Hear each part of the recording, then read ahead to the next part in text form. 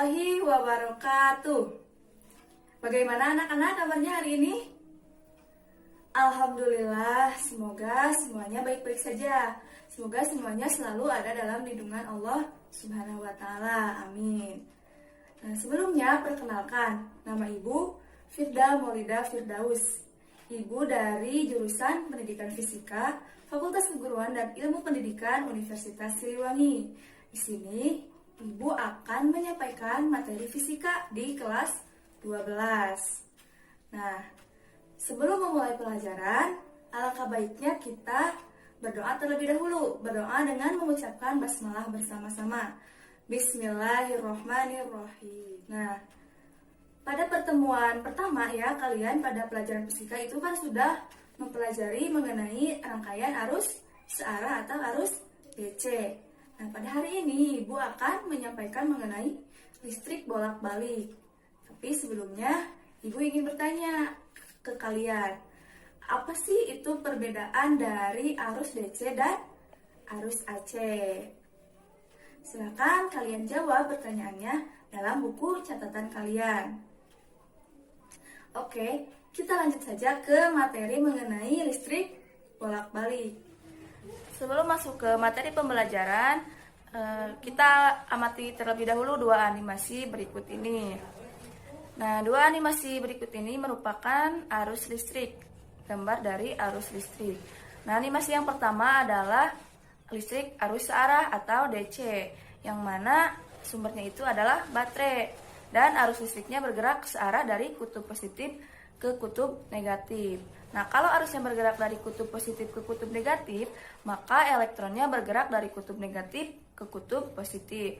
Nah, pada animasi ini, lihat bahwa arusnya itu yang berwarna kuning, arusnya bergerak atau mengalir dari kutub positif ke kutub negatif.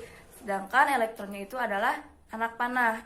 Nah, anak panahnya itu mengalir dari kutub negatif ke kutub positif.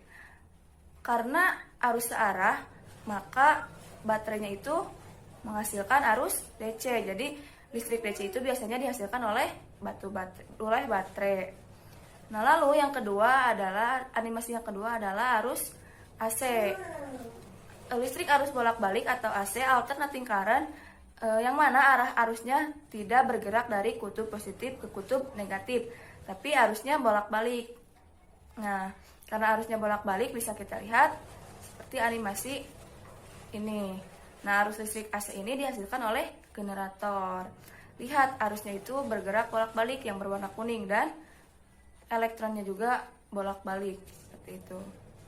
Nah, sudah kebayangkan dari animasi tadi, perbedaan dari kedua animasi tadi. Nah, pada listrik DC, arus listriknya selalu bergerak pada arah yang sama dan biasanya nilainya tetap. Nah, kalau kita bikin grafiknya jadinya seperti ini, membentuk garis lurus terhadap waktu. Sementara pada listrik AC, arus listriknya terkadang bergerak searah dengan jarum jam, terkadang bergerak berlawanan arah dengan jarum jam. Biasanya perubahannya itu berupa gelombang sinusoidal. Nah, seperti ini grafiknya. Grafiknya membentuk gelombang sinusoidal. Nah, ini merupakan contoh dari gelombang sinusoidal pada listrik AC. Bisa kita lihat pada grafik ini bahwa pada T sama dengan 0, tegangannya 0. Kemudian pada T sama dengan 0,005 detik, tegangannya positif 220 volt. Dan pada T sama dengan 0,01 detik, tegangannya 0 lagi. Dan pada T sama dengan 0,015 detik, tegangannya menjadi negatif 220 volt. Dan seterusnya. Nah, ini merupakan contoh listrik AC dengan frekuensi yaitu 50 Hz atau periodenya sebesar 0,02 detik. Nah, tegangannya ini yang kadang positif dan kadang negatif membuat arusnya terkadang bergerak searah dengan jarum jam, terkadang sebaliknya. Nah, ini merupakan contoh dari gelombang sinusoidal pada listrik bolak-balik. Nah, jadi arus dan tegangan listrik bolak-balik atau alternating current yaitu arus dan tegangan listrik yang arahnya selalu berubah-ubah secara kontinu atau periodik terhadap waktu dan dapat mengalir dalam dua arah. Nah, arus bolak-balik AC ini digunakan secara luasnya itu pada listrik PLN. Jadi, rumah kita itu menggunakan listrik AC karena didistribusi oleh PLN. Nah, mengapa rumah kita ditransmisi oleh listrik bolak-balik tidak menggunakan arus searah. Nah, karena dirasa arus AC itu lebih murah daripada arus DC dan arus DC itu kurang efisien gitu. Jadi untuk mendapatkan arus DC itu dengan tegangan yang sangat tinggi tidaklah mudah. DC tidak dapat di step up seperti halnya dengan arus AC. Arus AC dengan mudah dapat di step up dengan trapo, sedangkan arus DC tidak bisa di step up menggunakan trapo. Nah, akibatnya jika ingin menggunakan arus DC dalam jaringan atau pada pendistribusian, maka satu-satunya cara adalah menggunakan konduktor yang sangat besar agar daya yang besar dapat sampai ke rumah-rumah. Nah, hal ini tentu sangat sulit dilakukan karena jaringan yang jaraknya jauh dari perumahan dan konsumen akhir. Nah, itulah kira-kira alasan mengapa hingga saat ini tidak menggunakan arus DC ke rumah-rumah. Sudah kalian ketahui dari kedua animasi tadi bahwa sumber arus searah adalah baterai. Dan sumber arus bolak-balik adalah generator.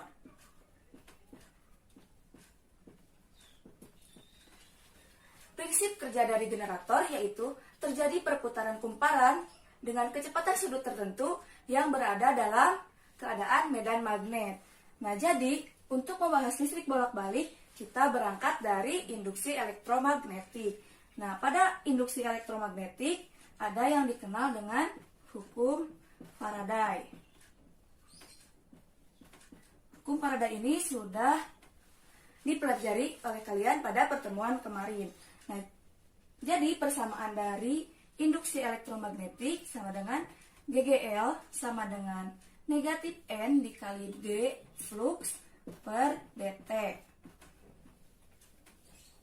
Nah, nilai fluxnya itu adalah, rumus dari fluxnya itu adalah flux sama dengan BA cos omega T. Nah, setelah diketahui rumus dari flux, maka kita ganti nilai fluxnya di sini. Jadi GGL induksi sama dengan negatif N dikali D dikali fluxnya adalah BA cos omega T per dt. Kita turunkan nilai dari BA cos omega T. GGL induksi sama dengan negatif N, turunan dari BA cos omega T adalah BA. Kita tuliskan lagi BA-nya di sini. BA turunan dari cos omega T adalah, turunan dari cos adalah min sin. Jadi negatif sin omega T. Dan untuk turunan dari omega T adalah omega. Kenapa omega? Kita contohkan turunan dari 5T adalah 5, turunan dari 2T adalah 2. Jadi turunan dari omega T adalah omega. Nah, ini merupakan turunan dari flux magnet terhadap waktu. Jadi GGL induksinya adalah N dikali B dikali A dikali omega dikali sin omega T. Nah, setelah kita ketahui rumus dari GGL induksi adalah N dikali B dikali A dikali omega dikali sin omega T. GGL induksi juga mempunyai nilai maksimum. Nilai maksimumnya itu ketika ini dari N, B, A, omega, sin, omega, T. Nah, nilai maksimum dari N, B dikali A dikali omega adalah tetap B dikali A dikali omega dan dikali N. Nah, untuk nilai maksimum dari sin omega T, kita misalkan nilai maksimum dari sin omega T-nya adalah 1. Maka rumus dari GGL induksinya adalah GGL sama dengan BA dikali omega dikali N. Maka nilai GGL-nya adalah GGL sama dengan GGL maksimum dikali sin omega T. Nah, maka untuk mencari nilai tegangan bolak-balik adalah kita berangkat dari rumus WGL induksi, dari induksi elektromagnetik.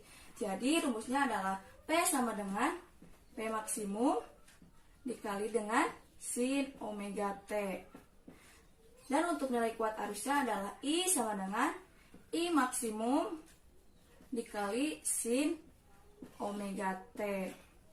Nah, ini adalah rumus untuk tegangan dan kuat arus bolak-balik. Nah, tegangan dan kuat arus bolak-balik itu merupakan gelombang fungsi sinusoidal. Jadi, rumusnya adalah rumus fungsi sinus terhadap waktu. Untuk menyatakan perubahan yang dialami arus dan tegangan secara sinusoidal dapat dilakukan dengan menggunakan sebuah diagram vektor yang berotasi yang disebut diagram Pasor. Istilah Pasor menyatakan vektor berputar yang mewakili besaran yang berubah-ubah secara sinusoidal. Nah, panjang vektor menunjukkan amplitude besaran dan vektor ini dibayangkan berputar dengan kecepatan sudut yang besarnya sama dengan frekuensi sudut besaran. Sehingga nilai sesaat besaran ditunjukkan oleh proyeksinya pada sumbu tetap. Cara ini baik sekali untuk menunjukkan sudut fase antara dua besaran. Sudut fase ini ditampilkan pada sebuah diagram sebagai sudut antara pasor-pasornya. Diagram pasornya pada arus dan tegangan bolak-balik seperti ini. Selanjutnya, setelah kita mengetahui persamaan umum dari tegangan dan kuat arus bolak-balik, kita lanjutkan ke bagaimana cara membaca alat ukur.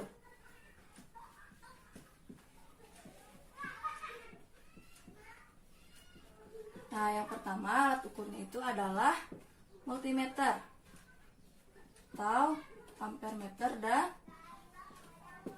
voltmeter. Ampermeter digunakan untuk mengukur kuat arus dan voltmeter digunakan untuk mengukur tegangannya. Nah, yang ditunjukkan pada multimeter itu adalah nilai tegangan efektif dan kuat arus efektifnya. Dan yang kedua ada osiloskop. Nah, pada layar osiloskop itu akan menunjukkan grafik dari gelombang sinusoidal. Dalam osiloskop itu yang ditentukannya adalah nilai tegangan maksimum. Tadi sudah Ibu jelaskan ada dua alat ukur yang bisa digunakan untuk mengukur arus dan tegangan bolak-balik. Yang pertama ada alat ukur multimeter dan yang kedua ada alat ukur osiloskop. Nah, sekarang bagaimana cara membaca kedua alat ukur tersebut? Nah, mari kita simak penjelasan berikutnya. Nah, yang pertama ada alat ukur multimeter. Alat ukur multimeter ini ada dua jenis. Yang pertama ada multimeter analog dan ada multimeter digital. Nah, bagaimana cara membaca kedua multimeter tersebut? Yang pertama, kita akan membahas terlebih dahulu mengenai bagaimana cara membaca multimeter analog. Nah, silahkan kalian amati gambar di samping ini. Gambar di samping ini merupakan gambar dari skala ukur pada multimeter analog. Nah, dari gambar ini sudah Ibu lingkari dan sudah Ibu beri keterangan bahwa yang nomor 1 itu merupakan skala ukur untuk mengukur tahanan atau resistor. Sedangkan nomor 2 itu adalah skala ukur untuk mengukur arus dan tegangan pada arus searah. Bisa dilihat bahwa namanya juga di sana ada DC Pi dot A atau DC untuk mengukur V-nya adalah tegangan dan A-nya adalah kuat arus. Dan nomor 3 adalah skala ukur untuk mengukur tegangan bolak-balik. Simbolnya adalah AC Pi atau arus AC diukurnya adalah tegangannya. Nah, dengan kalian mengetahui skala ukur, maka kita akan mudah untuk mengetahui bagaimana cara membaca alat ukur dari multimeter analognya. Selanjutnya kita akan belajar bagaimana cara membaca alat ukur multimeter analog. Nah, bisa kita lihat di sini pada gambar ini merupakan selektor dari multimeter analog. Nah, untuk mengetahui berapa nilai tegangan pada arus DC. Yang pertama itu kita pindahkan selektornya. Nah, ketika akan mengukur tegangan DC, maka putar selektornya itu ke DC volt atau DC P. Nah, kemudian ketika kita akan mengukur tegangan dari suatu benda yang akan diukur, misalnya tegangan benda itu adalah 10 volt, maka selektornya pindahkan ke atau tunjukkan ke angka 10 volt. Nah, kemudian ketika kita tidak mengetahui berapa besar tegangan dari benda itu, maka si selektornya itu arahkan saja ke nilai maksimum dari tegangannya di selektor itu. Nah, langkah yang kedua, kita sambungkan atau kita hubungkan probe dari multimeter analog. Nah, gambar probe-nya itu seperti ini. Hubungkan ke benda. Nah, yang berwarna merah itu hubungkan ke kutub positif, dan yang berwarna hitam itu hubungkan ke kutub negatif. Nah, setelah itu lihat dari jarum yang ada di multimeter analog. Nah, skala berapa yang ditunjukkan dari jarum di skala atau di layar multimeter analog. Bisa kita contohkan seperti ini, nilainya itu 10 volt, dan lihat bahwa pada skala ukur dalam multimeter analog yang ada dalam gambar ini, skala maksimalnya adalah 10 volt. Maka nanti untuk mengukur tegangannya, rumusnya adalah skala ukur dibagi dengan skala maksimum dikali batas ukur. Nah, pada gambar ini kita contohkan bahwa skala ukurnya itu senilai 4,2 volt dan skala maksimumnya adalah 10 volt dan batas ukurnya adalah 10, maka nilai tegangannya itu adalah 4,2 per 10 dikali dengan 10, maka nilai tegangannya adalah sebesar 4,2 volt. Nah, itu contoh untuk mengukur tegangan DC. Nah, untuk mengukur kuat arus DC juga tinggal kita putarkan saja dari selektornya. Jika untuk mengukur tegangan itu adalah DCP, nah untuk mengukur kuat arus DC itu kita tinggal putar saja ke DCA atau DC ampere. Nah, rumusnya juga sama, yaitu skala yang ditunjuk pada kuat arusnya dan skala maksimum per skala maksimum dikali dengan batas ukur dari kuat arus yang dicarinya, seperti itu. Nah, untuk mengukur tegangan pada arus bolak-balik juga sama langkahnya seperti kita mencari tegangan pada arus searah atau arus DC. Tinggal kita putar saja si selektornya itu ke AC voltmeter. Nah, dan skala yang ditunjuknya juga itu kita lihatnya dari yang paling bawah dari gambar ini.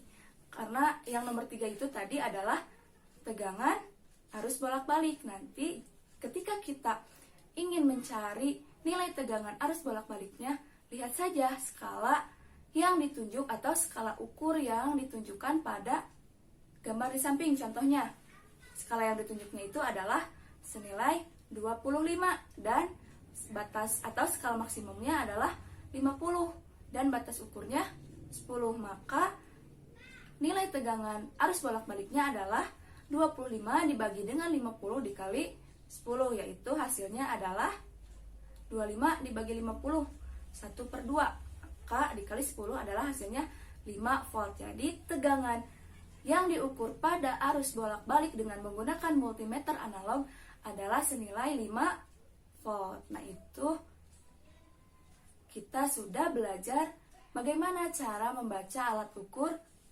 multimeter analog. Semoga kalian paham apa yang telah Ibu sampaikan dalam mencari atau dalam membaca alat ukur multimeter analog. Dan yang kedua, alat ukur multimeter itu ada multimeter digital. Nah, ketika tadi pada multimeter analog itu kita akan ditunjukkan atau pada layar multimeternya itu akan menunjukkan skala yang diukur dan skala maksimalnya. Tapi pada alat ukur multimeter digital ini itu lebih canggih. Jadi tingkat ketelitiannya pun lebih tinggi atau lebih akurat. Dan pada alat ukur multimeter digital juga kita tidak perlu ribet mencari tegangan atau kuat arus yang ditunjuknya. Karena pada alat ukur multimeter digital ini, kuat arus dan tegangannya itu sudah langsung ditampilkan di layar multimeternya. Jadi kita hanya memindahkan atau memutarkan selektornya saja. Ketika kita akan ingin mencari nilai tegangan pada arus DC, maka kita pindahkan saja selektornya ke DC pi. Dan ketika kita ingin mencari kuat arus pada arus DC, maka selektornya diputarkan saja ke DC ampere. Dan begitupun ketika kita ingin mencari nilai tegangan bolak-balik, maka kita putarkan saja ke selektor yang menunjukkan AC voltmeter. Jadi multimeter digital itu lebih canggih daripada multimeter analog. Dan yang kedua ada alat ukur osiloskop. Nah, bagaimana cara membaca alat ukur osiloskop? Nah, pada layar osiloskop itu biasanya menampilkan gelombang sinusoidal. Nah, di sini kita akan coba belajar atau menggambarkan gelombang sinusoidal agar kita bisa membaca alat ukur osiloskop. Nah, sekarang coba kita gambarkan gelombang dari sinusoidal yang biasa ditampilkan pada layar osiloskop.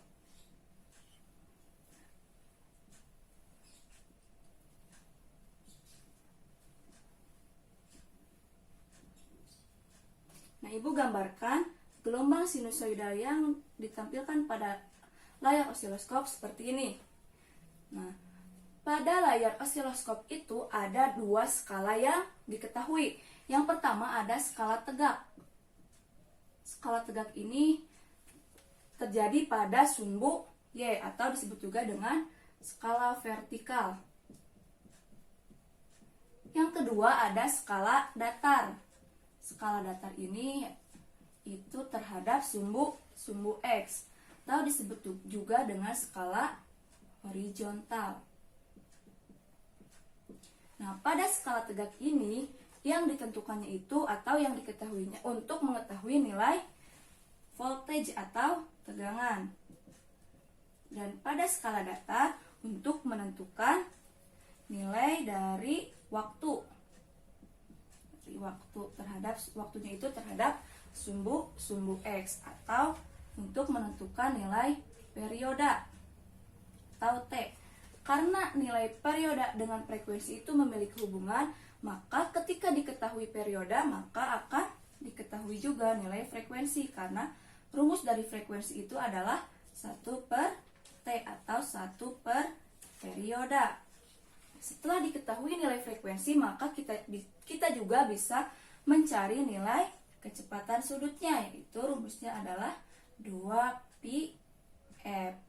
Nah, jadi ada 3 yang bisa diketahui dari skala datar, yaitu perioda, frekuensi, dan kecepatan sudut. Nah, pada skala tegak itu yang diketahuinya adalah nilai voltage atau tegangan, maka bisa ditentukan nilai tegangan maksimum dan tegangan puncak ke puncaknya. Nah, yang disebut nilai tegangan maksimum itu adalah nilai tegangan yang mencapai titik maksimum. Nah, jadi jika dilihat dari gambar ini, tegangan maksimumnya itu di sini. Nah, di sini. Karena kan tegangan maksimum itu berada pada skala tegak. Skala tegaknya adalah ini. Nah, yang berwarna merah ini itu merupakan skala tegak. Jadi tegangan maksimumnya adalah dari titik puncak ini ke bawah, ke sumbu X, dan ini yang disebut dengan tegangan maksimum. Nah, lalu bagaimana mencari nilai tegangan puncak ke puncak? Tegangan puncak ke puncak itu adalah besar tegangan dari puncak satu ke puncak lain atau dari puncak positif ke puncak negatif. Puncak positifnya itu adalah bukit dan puncak negatifnya itu adalah lembah. Maka yang disebut dengan nilai puncak tegangan puncak ke puncak itu di sini. Nah, ini ketika mencapai puncak positif dan ini ketika mencapai puncak negatif, maka nilai puncak ke puncaknya itu adalah dari sini, dari yang sejajar dengan puncak positif ke puncak negatif, maka dari sini ke sini itu disebut dengan nilai tegangan puncak ke puncak, atau nilai tegangan puncak ke puncak itu sama dengan 2 dikali dengan tegangan maksimum, karena tegangan maksimum hanya mencakup besar tegangan pada puncak positif saja, tapi nilai tegangan puncak ke puncak itu mencakup 2 puncak, yaitu puncak positif dan puncak negatif. Seperti itu, paham ya mengenai tegangan puncak ke puncak. Nah, selanjutnya pada skala datar. Skala datar itu ada yang disebut dengan perioda. Nah, perioda dari perioda satu gelombang. Nah, disebut satu gelombang itu ketika gelombangnya itu melewati satu puncak atau satu bukit dan satu lembah. Maka jika dimulai dari titik ini, maka gelombang itu harus melewati satu bukit dan satu lembah, atau satu puncak dan satu lembah. Maka dikatakan satu gelombang itu ketika kita mulai dari sini maka harus melewati satu bukit. Nah, kita maju di sini. Nah, di sini kita sudah melewati satu bukit, tapi belum melewati satu lembah. Kita maju lagi dari bukit tadi, dari titik bawah bukit tadi, maju lagi menjadi ke sini. Nah, dari sini ke sini itu sudah dikatakan satu gelombang karena sudah melewati satu bukit dan satu lembah. Jadi dikatakan satu gelombang itu ketika sudah melewati satu bukit dan satu lembah. Seperti itu. Nah, sekarang kalian sudah paham kan mengenai apa atau bagaimana yang disebut dengan tegangan puncak ke puncak dan yang disebut dengan perioda satu gelombang.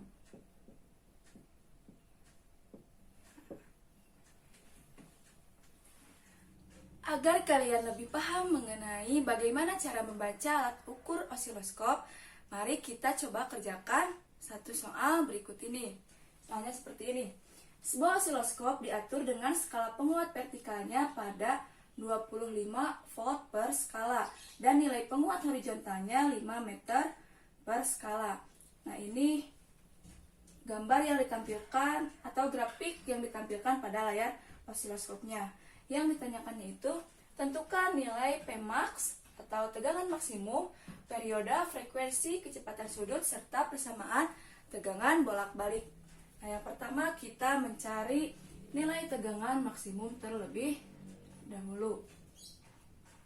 Nah, di soal ini diketahui nilai skala vertikal atau skala tegaknya itu sebesar 25 volt per skala dan nilai skala datarnya adalah 5 milisekon per skala.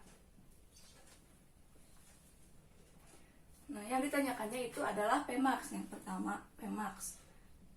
Rumusnya itu, karena Pmax itu merupakan tegangan maksimum. Nah, maka dari gambar ini, yang merupakan tegangan maksimumnya itu adalah, nah ini merupakan titik maksimum karena tegangan maksimum itu ada pada skala tegak. Jadi, dari sini ke sini itu disebut dengan tegangan maksimum. Lihat ada berapa skala tegak yang ditunjukkan pada layar osiloskop ini. Kita hitung ada 1, 2, 3. Maka Pmax sama dengan 3 skala dikali dengan satu skalanya itu berapa? Ini 25 volt per skala. Jadi nilai tegangan maksimumnya itu adalah 3 dikali 25, 75 volt. Nah, jadi nilai tegangan maksimumnya itu sebesar 75 volt. Nah, yang kedua yang ditanyakan itu adalah T atau perioda. Perioda itu berada pada sumbu X atau berada pada skala datar. Nah, yang ditanyakannya itu periode pada satu gelombang. Nah, dikatakan satu gelombang itu ketika sudah melewati satu bukit dan satu lembah. Maka lihat dari sini. Dari sini ke sini sudah melewati satu bukit atau disebut dengan setengah gelombang. Lalu setengah gelombang lagi dari sini sampai sini atau kita melewati satu lembah. Maka yang disebut dengan satu gelombang itu dari titik awal ini sampai titik akhir yang ada di gambar. Nah, kita lihat ada berapa skala datar yang ditentukan pada untuk mencari nilai periode. Kita hitung dari sini. Ada 1, 2, 3, 4, 5. Maka periode itu sama dengan 5 skala dikali dengan satu skala datarnya itu adalah 5 milisekon per skala. Jadi 5 skala dikali dengan 5 milisekon per skala. Maka hasilnya adalah 5 dikali 5, 25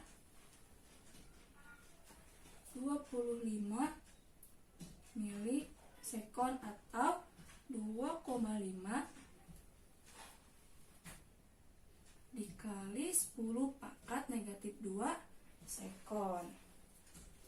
Nah, ketika sudah diketahui nilai periode, kita lanjut mencari nilai frekuensi. Nilai frekuensi itu rumusnya adalah F sama dengan 1 per T. Maka 1 per 2,5 atau 25 dikali dengan 10 pangkat negatif 3.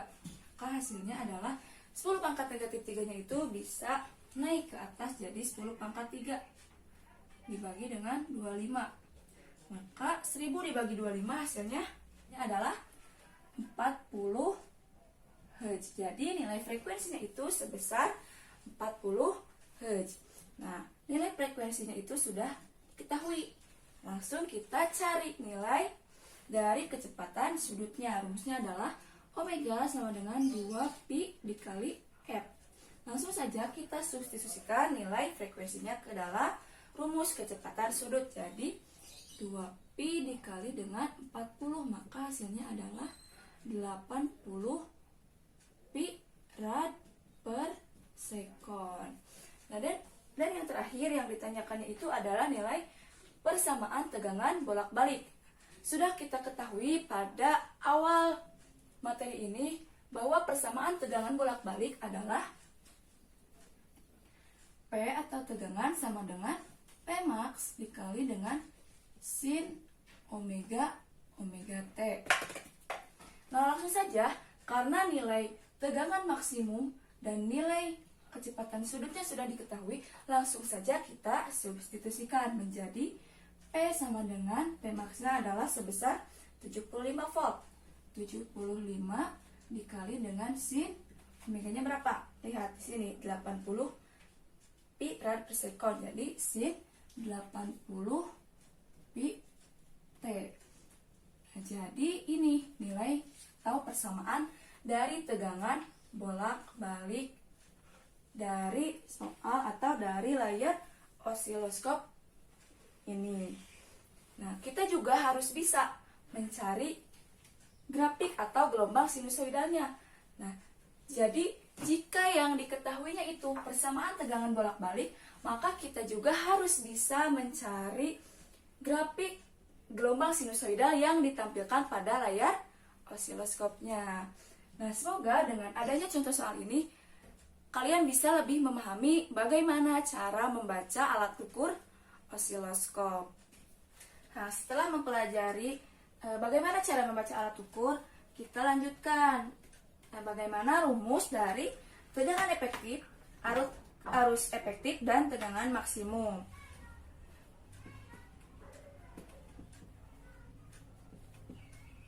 Nah, tadi bahwa nilai maksimum itu ditunjukkan oleh osiloskop atau CRO. Dan untuk nilai efektif ditunjukkan oleh ampermeter jika yang ditunjukkannya adalah kuat arus. Dan voltmeter untuk tegangan efektifnya. Nah, rumus dari tegangan maksimum yaitu Pmax sama dengan akar 2 dikali dengan tegangan efektif. Dan untuk kuat arus maksimumnya adalah Imax sama dengan akar 2 kali I efektif. Nah, nilai maksimum itu tidak bisa diperoleh dari alat ukur ampermeter dan voltmeter. Sebaliknya, nilai efektif juga tidak bisa diukur oleh osiloskop. Nah, ketika tidak bisa diukur oleh keduanya, jadi yang satu tidak bisa diukur oleh osiloskop dan yang satu tidak bisa diukur oleh ampermeter dan voltmeter, maka untuk mencari nilai efektif dari kedua alat tadi, kita gunakan rumus ini. Yang satu adalah Pmax sama dengan akar 2 dikali PF dan Imax sama dengan akar 2 dikali I efektif. Nah, bagaimana jika kita akan mencari nilai efektifnya dari tegangan dan kuat arus? Yaitu maka kita hitung dengan menggunakan rumus P efektif sama dengan Pmax dibagi akar 2. Dipindah luaskan saja dari rumus yang ini. Nah, kemudian untuk mencari nilai kuat arus efektifnya pun menjadi I efektif sama dengan I maksimum per akar 2. Nah, akar 2-nya juga bisa dirubah menjadi akar 2 sama dengan 1/414. Nah, jika hasilnya tidak dalam akar, maka bisa ini nilainya. Tuh, 1,414. Tadi kalian sudah mengetahui hubungan dari tegangan maksimum dan tegangan efektif. Nah, di sini Ibu punya satu contoh soal mengenai hubungan dari tegangan maksimum dan tegangan efektif. Bunyi soalnya seperti ini. Tentukan nilai tegangan efektif dari soal osiloskop tadi. Nah, tadi pada cara membaca alat ukur osiloskop, Ibu kasih contoh soal. Dan di contoh soalnya itu yang ditanyakan nilai maksimum. Nah, jadi tadi dari soal tadi nilai tegangan maksimumnya itu sebesar 75 volt. Nah, di sini yang ditanyakannya itu nilai tegangan efektif jika diketahuinya itu nilai tegangan maksimum. Nah, rumus dari hubungan antara tegangan maksimum dan tegangan efektif itu seperti ini. Pmax sama dengan akar 2 dikali dengan tegangan efektif. Dari soal ini yang diketahuinya adalah nilai tegangan maksimum sebesar 75 volt. Yang ditanyakannya adalah tegangan efektif. Maka kita gunakan rumus ini. Rumus Pmax sama dengan akar 2 dikali dengan P efektif. Maka jika yang ditanyakannya itu tegangan efektif, kita pindah ruaskan saja dari rumus ini menjadi P efektif sama dengan Pmax dibagi dengan akar 2. Nah, langsung saja kita substitusikan nilai tegangan maksimumnya. Jadi PF sama dengan 75 volt per akar 2. Nah, kita sederhanakan saja nilai 75 volt per akar 2 dengan pembilang dan penyebutnya dikali dengan nilai penyebutnya, yaitu akar 2. Maka menjadi 75 volt per akar 2 dikali dengan akar 2 per akar 2. 75 dikali akar 2 yaitu 75 akar 2. Akar 2 dikali dengan akar 2 adalah 2. 75 dibagi 2 adalah 37,5 akar 2 volt, atau akar 2-nya itu sama dengan 1,414. Jadi 37,5 dikali dengan 1,414, maka hasilnya adalah 37,5 dikali dengan akar 2. Maka hasilnya adalah 53,03 volt. Nah, jadi nilai tegangan efektifnya itu sebesar 53,03 volt. Nah, setelah kalian mengetahui contoh soal dari hubungan tegangan maksimum dan tegangan efektif, semoga kalian bisa memahaminya lebih dalam. Setelah kalian mempelajari mengenai materi listrik bolak-balik yang Ibu paparkan tadi, silahkan kalian simpulkan dan tuliskan dalam buku catatan kalian, kemudian kirim ke Ibu melalui Google Classroom. Nah, jangan lupa kerjakan latihan soalnya agar kalian lebih memahami listrik bolak-balik. Nah, sekian pemaparan dari Ibu. Mohon maaf masih banyak kekurangan. Semoga kalian tidak puas, dan jika ada yang ingin ditanyakan atau yang kurang dipahami, silahkan cari sumber yang menurut kalian mudah dipahami, atau bisa langsung kalian tanyakan ke Ibu. Nah, sekian dari Ibu. Wassalamualaikum warahmatullahi wabarakatuh.